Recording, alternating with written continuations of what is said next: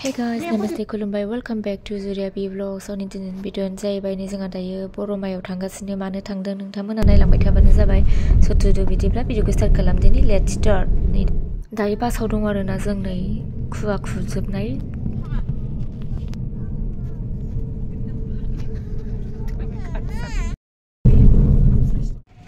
दा मोनफैबाय आरोना बरमायाव नै जोङो दायो इ-रिक्सायाव गाखोबाय।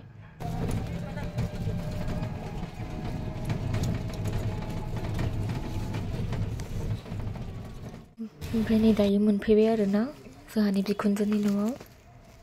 बिखुनजो माने जोंहानि हासबेन्डनि न' आरोना जोंहा माने क'क्राझारावसो थायो नालाय बेयाव बरमायाव जोंनि बिखुनजोआ थायो बिखुनजो आरो बेवाइया।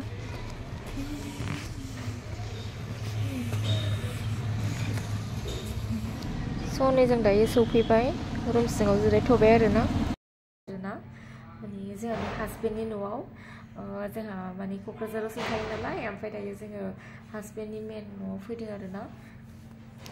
ओमफ्राय नै न'आ नैबेयावनो आरोना बरमा पाय'निर कलेज खाथियावनो नैबेयावनो पाय'निर कलेजआ नैबेनो।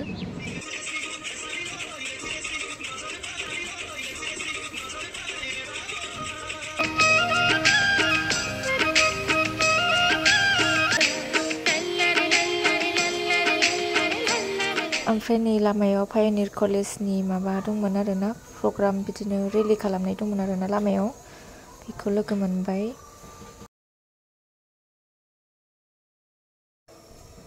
हिन्जाव हौवा गोदान जादों। बर'फोरनि कालचारेल माबाखौ देखायदों आरोना।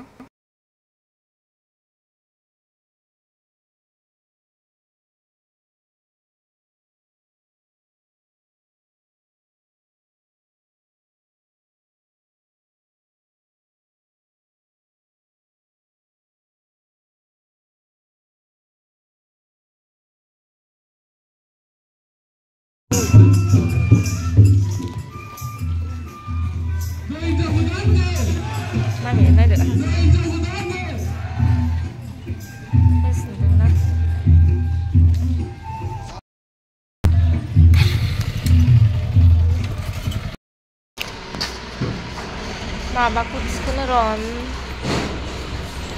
ओमफ्राय नै साटारिंखौ लांनो नागिरदों आरोना जोंहा बेखौनो लांफैदों दा थिखांगासिनो नै गारियाव लड होगासिनो आरोना बे साटारिंखौ माने नैबे जोंनि बिखुनजो मामोननि बानायखोन्दा आरोना बिस्रा दालाय होखांखाबाय नालाय जोंहा दायो लाबाय आरो बेखौ। नांला होनांला नांला औ नांला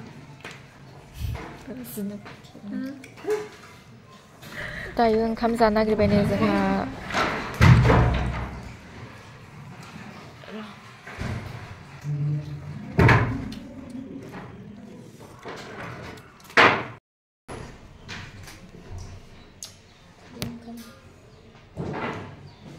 स' जों जागोन दिनै नोंथांमोना थाथ'दो।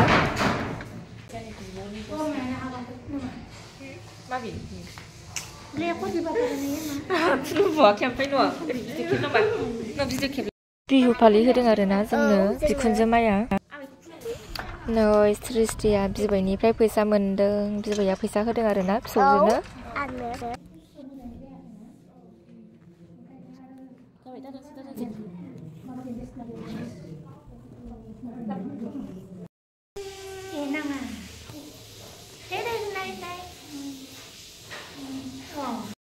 ओमफ्राय नै फैनायाव बरमा टाउनाव एसे हाबबोबाय आरोना उन्दैफोरनो गस्ला बायबोबाय।